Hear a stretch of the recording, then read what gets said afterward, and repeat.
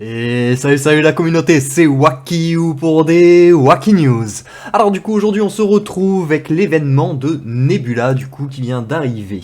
Et classe stellaire du coup que nous allons regarder bien évidemment ensemble comme d'habitude même si on commence à connaître un petit peu ce type d'évente. Du coup nous allons retrouver promouvoir Nebula Orange plus 2 sur le cap final du coup, moi pour le moment j'en suis à orange plus 1 et je ne devrais avoir aucun mal en tout cas à atteindre les orange plus 2. Ensuite on va atteindre les niveaux d'évolution, donc ça il va falloir la monter 6 étoiles, personnellement j'ai quelques coffres de côté, donc du coup je ne vais pas hésiter en tout cas à les dépenser, car ici mine de rien c'est 250 points, ça va nous permettre un petit peu d'avancer et de clean quelques paliers. Au début ils sont très simples en plus à clean. Les points VIP, je pense pas que j'y participerai, car pour le coup les packs m'intéressent pas plus que ça, donc je ne vois pas vraiment d'intérêt en tout cas à faire des achats actuellement. Ensuite on va avoir la dépense d'émeraude, pour le coup là c'est pareil, je ne vais pas me saigner même si c'est 60 000 et que ça reste envisageable, étant donné que l'événement en même temps en cours, en fait, si vous voulez, ça pourrait être rentable effectivement de claquer du diamant si Ascension vers Asgard était rentable. Mais en l'occurrence, même dépenser des émeraudes sur Ascension vers Asgard, c'est pas foufou en gros. Donc du coup, pour le moment, en tout cas, je vous déconseille de forcer, en tout cas, sur la dépense d'émeraude. Je vous conseillerais plutôt d'attendre dans 2 jours, puisqu'on va avoir un nouveau event, du coup, qui va commencer, où ça pourrait être bien plus rentable, du coup, de faire des dépenses d'émeraude en double coup. Là, pour le coup, je ne trouve pas que ce soit suffisamment rentable, tout simplement. Ensuite, on va parler bien évidemment de la dépense d'énergie. Alors, celle-ci, on peut forcer si on comptait faire le forcing, justement, sur Asgard. Moi, pour le coup, j'ai quasiment rien dépensé sur Asgard. Mais je pense que l'énergie, c'est quelque chose dont on a besoin. Je vais en avoir besoin en plus pour me faire arriver ma Nebula Orange plus 2 rapidement. Donc du coup, je pense que je vais quand même clean quelques paliers, même si c'est pas des paliers qui rapportent énormément, ils restent quand même progressifs. Je pense que les 10 000 restent quand même envisageables. Ensuite, on va avoir du coup les glyphes d'ascension, donc débloquer une fois une glyphe, donc ça c'est dans l'arbre d'ascension. Moi c'est pour ça que je n'ai rien touché, enfin j'avais touché un petit peu avant, hein, mais depuis quelques temps je n'ai rien touché justement, pour pouvoir distribuer quelques petits levels et les faire passer justement. Et là on va pouvoir comboter facilement du coup avec l'ascension pour Asgard, du coup qui demande les mêmes quêtes. Ensuite on va avoir la dépense d'or, du coup ce sera jusqu'à 3 millions d'or, il me semble que c'était 4 millions la dernière fois si je ne m'abuse, je peux peut-être me tromper. J'ai un doute, mais en tout cas 3 millions d'or en dépensant des levels sur Asgard, c'est vraiment quelque chose qui n'est pas difficile du tout à faire. De toute façon, la dépense d'or, je pense pas que ce soit un objectif vraiment compliqué. Ensuite, on va avoir atteindre un niveau de 150 du coup pour les glyphes de Nebula. Pour le coup, j'en suis à 123, j'avais fait de bon stock en tout cas comme on peut le voir, donc je vais sans aucun problème atteindre le dernier palier ici par rapport à l'évolution que j'ai. Et ensuite bien évidemment on a l'invocation dans l'atrium des âmes, le fameux justement, qui rapporte de plus en plus et qui est vraiment pour moi rentable sur les derniers paliers. Malheureusement ici il se trouve que sur ce compte actuellement je n'ai que hop, ici que je veux aller, c'est ici. Je n'ai actuellement que 47 sphères. À la fin de l'event, j'en aurai 50. Peut-être pas, non. Non, j'en aurai 49. Donc je pourrais même pas atteindre en plus du coup 50. Je sais même pas s'il y a un palier à 50 d'un certain côté. 40, non, il y en a même pas. Et du coup, je pourrais atteindre que ce palier-là. Donc en gros, ça me ferait une bonne progression, mais je pense pas que ce soit suffisamment rentable. C'est des événements qui reviennent quand même tous les mois, donc du coup, on va plus ou moins avoir accès à ce genre de quête tous les mois ou tous les 2 mois maximum. Et du coup, on aura le temps ce coup-ci d'avoir nos 100 atrium et de vraiment pouvoir perforer. Et une fois qu'on commence vraiment à avoir des stocks, ça devient plus ou moins tranquille. Moi je sais que sur mon gros compte justement, là je crois que j'ai 140 atrium, parce que petit à petit, vu que je n'en dépense aucun pour les éventes, bah petit à petit bah, ça se stocke. Donc hop, donc du coup ça va être très rentable, mais si vous n'avez pas assez, je vous déconseille de vous dire ah ouais mais je peux passer 2 paliers en plus en ouvrant en 25. La prochaine fois que cet event va tomber, vous pourrez vraiment maxer le truc en ouvrant 100, pardon. Donc n'hésitez pas en tout cas à stocker, comme d'habitude, l'écureuillage paye. Après si effectivement vous voulez vous payer vos invocations, pourquoi pas, mais c'est un peu cher, c'est 1500 les 10, pour arriver jusqu'à 100, ça nous ferait 15 000. Même si là pour le coup moi j'ai 40, donc ça nous ferait 6000 en moins, donc ça nous ferait 9000, je trouve que ça fait un peu cher dans tous les cas. Alors à moins vraiment que les ventes dans 2 jours combotent de malade sur les dépenses de diamants et qu'on ait un petit peu les... Ouais, il faudrait qu'on ait des pierres d'âme en plus sur les ventes. Si on a en plus des pierres d'âme à dépenser, alors ce sera pas mal du tout. Donc du coup on va commencer par la flèche de l'ascension. Normalement il y a quelques stocks qui ont été faits. Le favori dans tous les cas ici sera en premier temps Heidi. Pour la simple et bonne raison que Heidi possède ses capacités d'ascension, contrairement aux autres. Bon, on va pas pouvoir aller très très loin, poste priori. On va casser à droite, mais je crois que c'est qu'à partir de ce palier qu'on va nous demander des ressources supplémentaires. Alors on va venir ici. Hop, hop, on va demander, pour le moment c'est vraiment de ça qu'on a besoin, donc on va tout claquer là-dedans. Parce qu'il va nous falloir des verts, des bleus et encore des verts après pour Nebula. Donc,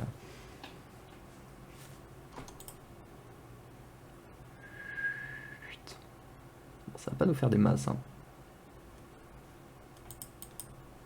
J'en ai combien au total? 750. Ah, ça peut nous permettre de passer déjà quelques paliers en plus.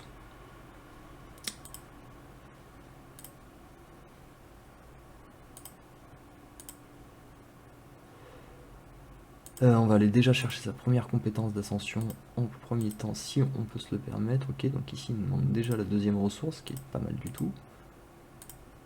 Hop, espion camouflé, du coup, lorsqu'il est camouflé... Pourquoi tu m'enlèves ma description? Lorsqu'il est camouflé, Heidi inflige des dégâts de compétences supplémentaires. Ces dégâts augmentent progressivement de 5 à 20%. Donc une compétence très très intéressante. Du coup, on va essayer d'avancer en premier temps par là pour voir à partir de quand il nous redemande... Voilà. À partir de là, du coup, il nous demande les deuxièmes. Donc malheureusement, il va nous manquer un petit peu pour pouvoir passer au stade 3. Il va nous manquer pas grand-chose, mais bon. Malheureusement, hop. On ne les a pas. Ensuite, on va bien évidemment passer à Dante. L'ami Dante qui attend sagement.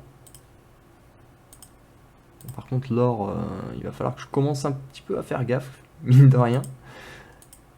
Parce que les 3 millions d'or sont plus que partis, là. Hop. Bon, du coup, on va faire notre tour, ceci, cela, on va récupérer un petit peu d'or, faire notre donjon, et on reprendra ça un peu plus tard, parce que là, on a bien vu que bon, on s'est mis un petit peu en difficulté au niveau de l'or. Bon, après, si je dois faire tourner quelques roulettes aussi, je le ferai. Là, pour le coup, il faut vraiment que je joue un petit peu. Si chaque jour, j'arrive à récupérer suffisamment d'or pour pouvoir faire mes gaps, ce sera plus intéressant tout simplement d'attendre les 3 jours pour faire le max.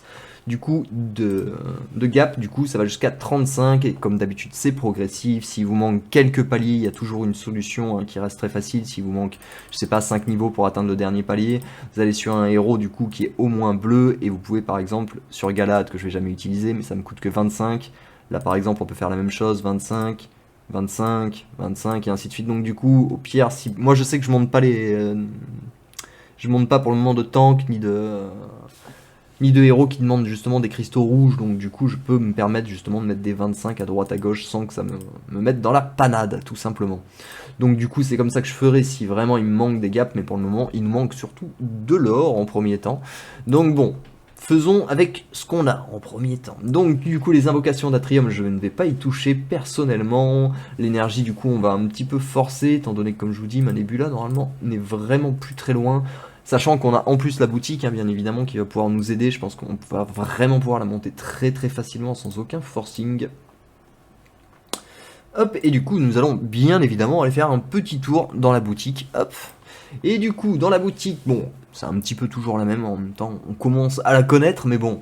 Pour ceux qui ne la connaîtraient pas en tout cas, et pour ce qui reste des achats les plus rentables et les moins rentables, alors on va commencer bien évidemment par les moins rentables. Les moins rentables restent bien évidemment les cœurs du chaos et les énormes potions d'XP qui restent vraiment pour moi mais inutiles.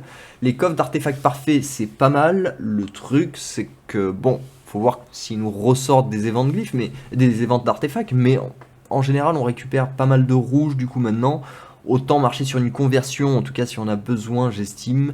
Donc je pense que ce soit pas vrai, je pense pas vraiment que ce soit le truc qu'on doit focus en numéro 1. Les coffres de pierre de skin, bien évidemment, restent toujours intéressantes. Ça, à ce niveau-là, c'est toujours aucun débat. Bien évidemment, les insignes et les coffres de cristaux, tu peux obtenir 5 cristaux de n'importe quelle valeur pour... de n'importe quelle valeur, en tout cas de tous les choix. Donc là, je vais peut-être me tourner vers cela, moi, si en tout cas il me manque quelques levels qui m'intéresseraient, et si je souhaitais pas bifurquer justement sur mes héros rouges pour le moment, pour pouvoir compléter certaines choses et pour pouvoir les garder sur d'autres events, parce que plus on avance, plus ça va être dur en fait de monter 35 niveaux tout simplement dans les paliers d'Asgard en fait tout simplement. Donc si on peut se garder au passage quelques stocks pour ceux qui ne servent pas à grand chose mais qui demanderont peu de ressources, ce sera encore mieux. Et de toute façon, avancer dans Asgard, c'est toujours très important. Ensuite, bien évidemment, on va retrouver le loot qui est toujours un bon achat. Moi personnellement, il est possible que je me tourne vers certains de ces achats. Personnellement, je sais qu'il me manque par exemple un symbole de la guilde des voleurs, donc il est possible que j'aille le farmer directement en passant par la boutique. Ensuite, du coup, on va trouver les objets rouges comme d'habitude à 12 500, les oranges à 5000. Hop, ici on va voir des packs. J'ai pas encore fait de calcul, mais je pense pas qu'ils soient plantés. Le plumage du créateur.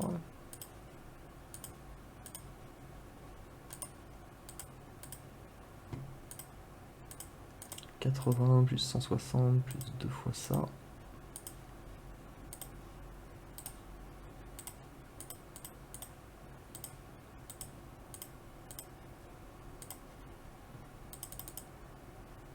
Et la masse archange, elle coûte quasiment le même prix. Ouais, peut-être tout aussi relou à faire, hein, mais...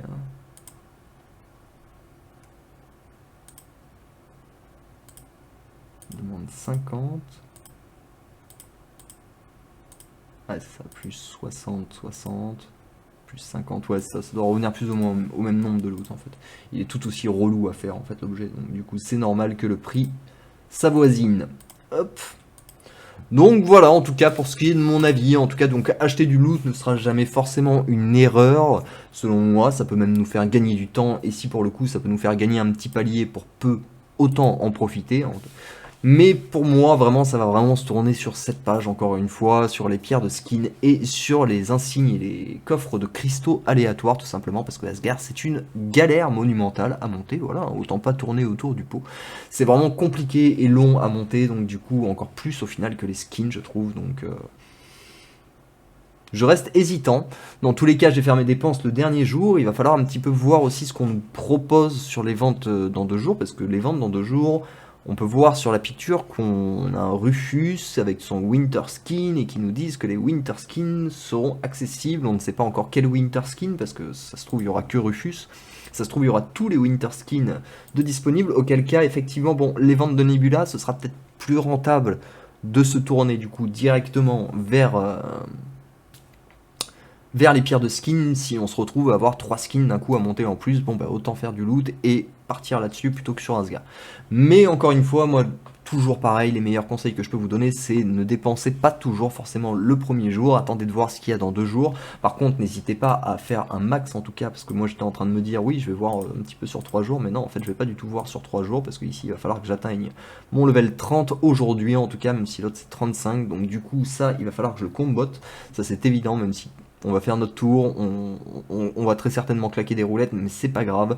Là, dans tous les cas, ce serait vraiment trop dommage, en tout cas, sur un double event de ne pas le prendre. La Providence Astrale, malheureusement, j'en ai que 5, et comme je vous l'ai toujours dit, pour moi, ça ne se vaut absolument pas, hein, tout simplement. Donc, du coup, la dépense d'émeraude également. Donc, du coup, pour le coup, on va juste farmer principalement l'énergie. Bon, les combats de raid de boss, bien évidemment, qu'on va faire également. Et là-dessus, on essaie de comboter, du coup, en duo avec les ventes de Nebula. Voilà, c'est tout ce qu'on a à faire, et pour claquer nos ressources de Nebula, on attend de voir un petit peu ce que nous proposent les ventes dans 2 jours. Voilà, c'est toujours pareil, on évolue palier par palier. Pour le coup, ils nous ont toujours pas donné les events qui vont arriver derrière, c'est un petit peu long. Ils nous ont toujours pas parlé de la saison non plus. Je commence, pour tout vous dire, à m'impatienter un petit peu d'avoir quelques nouvelles. Voilà, bah écoutez, j'espère que la vidéo vous aura plu. C'est le cas comme d'habitude, n'hésitez pas à lâcher un petit pouce et à vous abonner. Et on se retrouve très bientôt pour des nouvelles Wacky News. Allez, ciao ciao.